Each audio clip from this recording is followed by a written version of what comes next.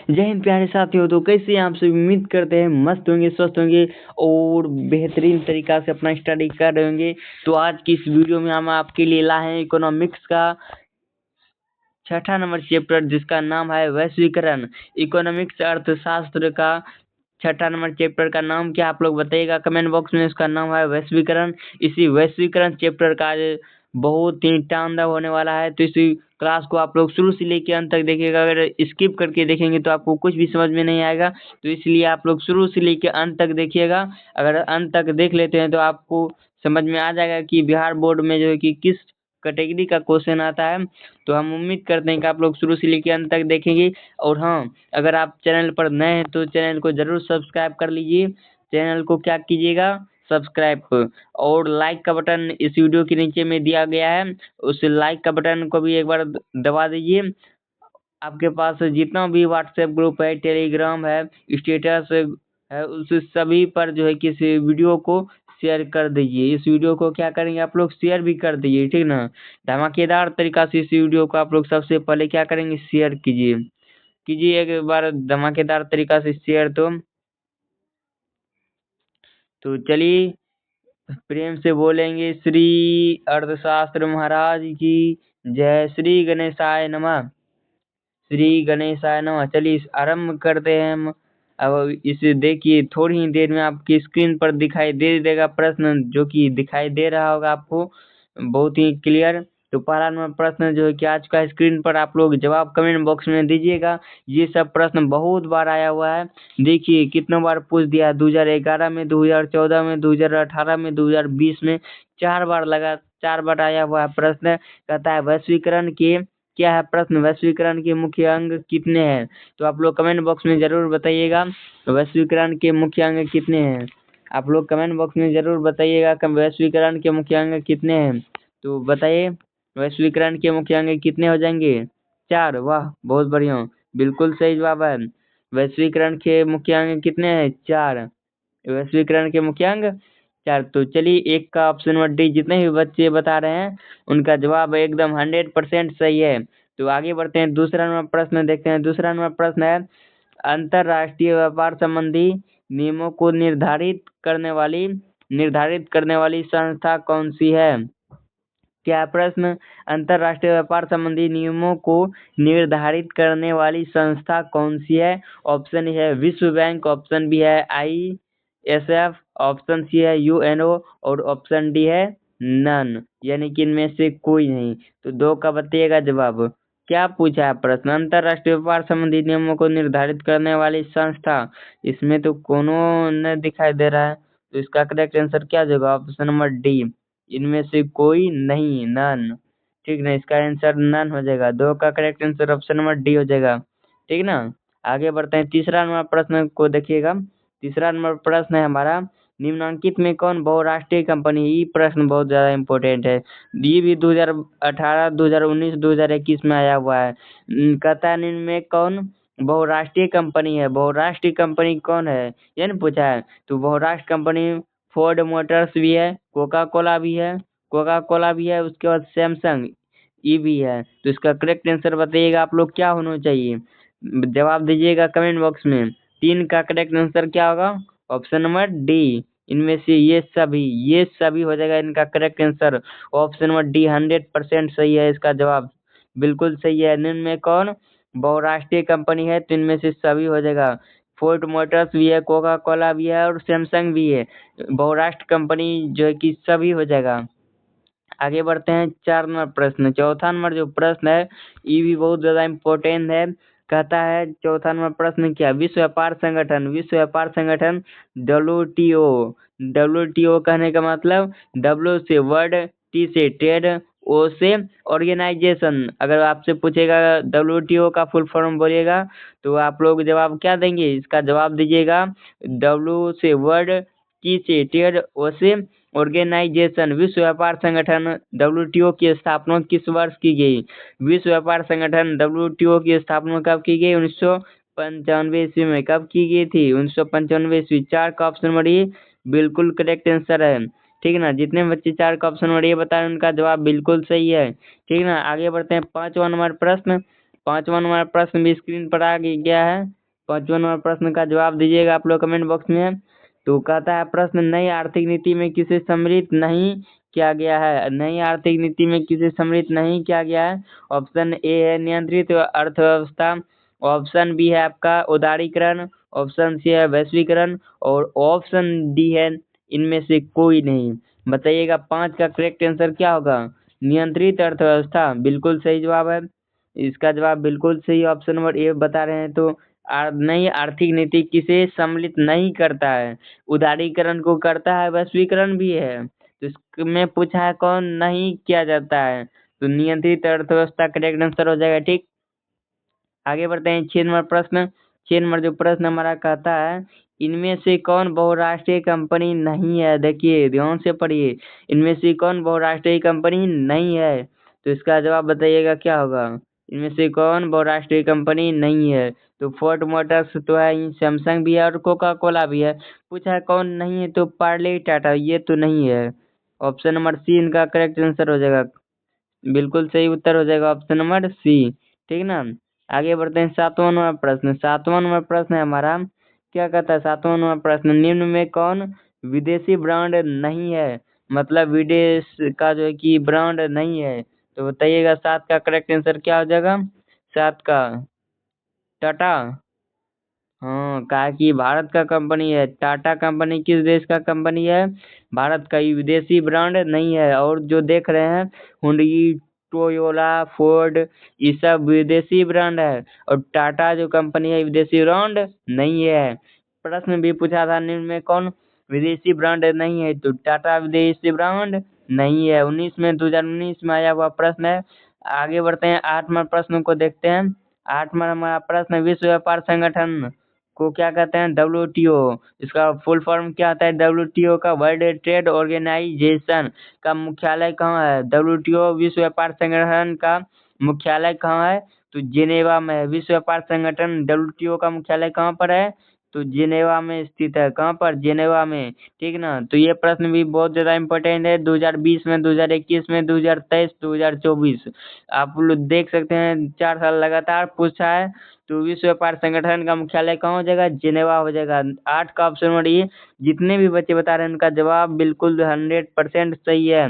ठीक ना, आगे बढ़ते हैं 9 नंबर प्रश्न। 9 नंबर जो हमारा प्रश्न है क्या कहता है, नई आर्थिक नीति में किसे सम्मिलित किया गया है? नई आर्थिक नीति में किसे सम्मिलित किया गया है? ऑप्शन ए है उदारीकरण, ऑप्शन बी है निजीकरण, ऑप्शन सी है वैश्वीकरण। और 9 का जो करेक्ट आंसर क्या होना चाहिए? नई आर्थिक नीति में सम्मिलित किया गया है पूछा है। उदारीकरण भी है, निजीकरण भी है और वैश्वीकरण भी। इसका जवाब ऑप्शन नंबर डी होना चाहिए इनमें से सभी। इसका जवाब क्या होना चाहिए? ऑप्शन नंबर डी, इनमें से सभी। नई आर्थिक नीति में इन तीनों को सम्मिलित किया गया है। ठीक, तो 9 का ऑप्शन नंबर डी बिल्कुल सही जवाब हो जाएगा। आगे 10 नंबर प्रश्न है हमारा। 10 नंबर जो प्रश्न है कहता है, क्या कहता है, निम्नलिखित में क्या नई आर्थिक नीति का अंग नहीं है? नई आर्थिक नीति का इनमें कौन अंग नहीं है? तो 10 का ऑप्शन नंबर क्या हो जाएगा? 10 में देखिए ऑप्शन ए है निजीकरण, ये तो है। वैश्वीकरण भी है, उदारीकरण भी आपको बताए थे, और लेकिन राष्ट्रीयकरण नहीं बताए थे। ठीक है ना, इसका सही जवाब ऑप्शन नंबर सी हो जाएगा। निम्नलिखित में क्या नई आर्थिक नीति का अंग नहीं है? राष्ट्रीयकरण नीति का अंग नहीं है। ठीक है ना, 10 का ऑप्शन नंबर सी। जितने भी बच्चे बता रहे हैं उनका जवाब बिल्कुल सही है। ठीक ना, आगे 11 नंबर प्रश्न को देखते हैं। 11 नंबर जो प्रश्न है हमारा, क्या कहता है? 11 नंबर प्रश्न है, वैश्वीकरण का क्या अर्थ है? क्या है प्रश्न? वैश्वीकरण का क्या अर्थ है? वैश्वीकरण का अर्थ जो है कि क्या है, तो आप लोग जवाब दीजिएगा। तो वैश्वीकरण का अर्थ पूछा है तो आयात पर नियंत्रण, ऑप्शन बी है विश्व अर्थव्यवस्था से समन्वय, ऑप्शन सी है निर्यात पर नियंत्रण, और ऑप्शन डी इनमें से कोई नहीं। यही ना, तो 11 का बताइएगा जवाब क्या होगा सही? वैश्वीकरण का अंग है वैश्वीकरण, वैश्विक उसको तोड़िए, विश्वीकरण अर्थात विश्व अर्थव्यवस्था से समन्वय। ऐसे आप लोग इसको जो है कि थोड़ा सा लेवल को थोड़ा सा बढ़ाएंगे ना तब आएगा। ऐसे वैश्वीकरण का क्या अर्थ हो जाएगा? विश्व अर्थव्यवस्था से समन्वय। ठीक ना, हो गया याद? यहीं पर याद करा देंगे। ऑप्शन नंबर बी इनका बिल्कुल सही जवाब हो जाएगा। आगे 12 नंबर प्रश्न है।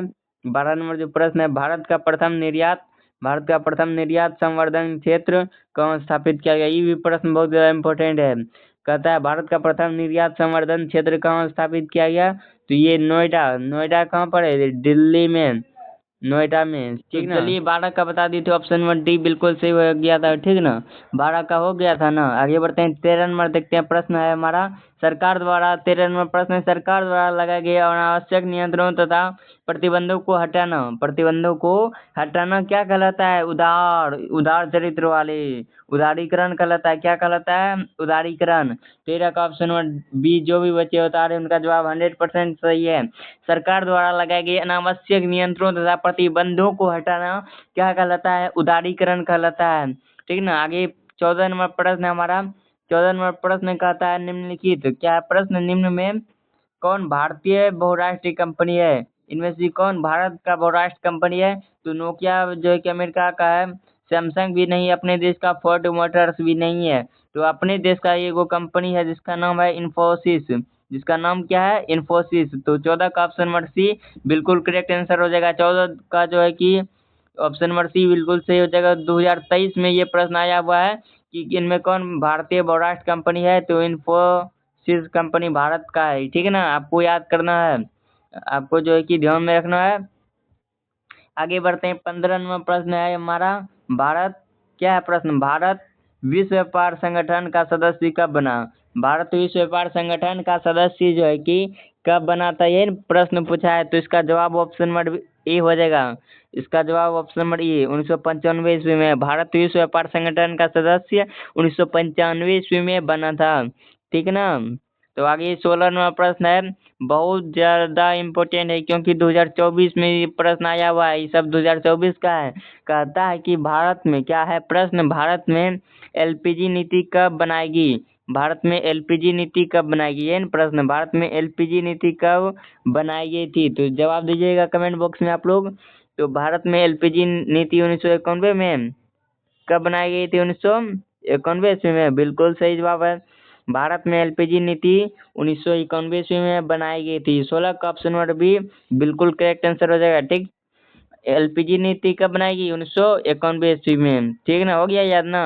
तो आगे बढ़ते हैं, 17 नंबर प्रश्न देखिए। 17 नंबर प्रश्न देखते हैं, 2025 में आया हुआ है। क्या आया हुआ है?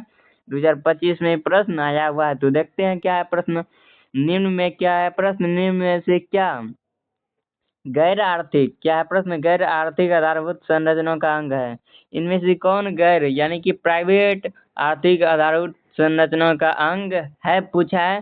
तो बताइएगा 17 का सही जवाब क्या होगा? 17 का सही जवाब ऑप्शन नंबर बी हो जाएगा, शिक्षा। क्या हो जाएगा? ऑप्शन नंबर बी, शिक्षा। गैर आर्थिक आधारभूत संरचनाओं का अंग है। ये शिक्षा जो है ना, एक ऐसा हथियार है जिससे आप पूरी दुनिया को बदल सकते हैं, है ना मालूम आपको। इसलिए गैर मतलब प्राइवेट, ये चीज शिक्षा हम प्राइवेट भी ग्रहण कर सकते हैं, ठीक। गैर आर्थिक आधारभूत संरचनाओं का अंग है कौन? शिक्षा है। इनमें क्या गैर आर्थिक आधारभूत संरचनाओं का अंग है? शिक्षा, ठीक ना। आपको ध्यान में रखना है। आगे 18 नंबर प्रश्न हमारा, भारतीय क्या प्रश्न? भारतीय आर्थिक सुधारों में किसे शामिल किया गया है? भारतीय आर्थिक सुधारों में किसे शामिल किया गया है? तो 18 का ऑप्शन नंबर डी हो जाएगा, बिल्कुल करेक्ट आंसर।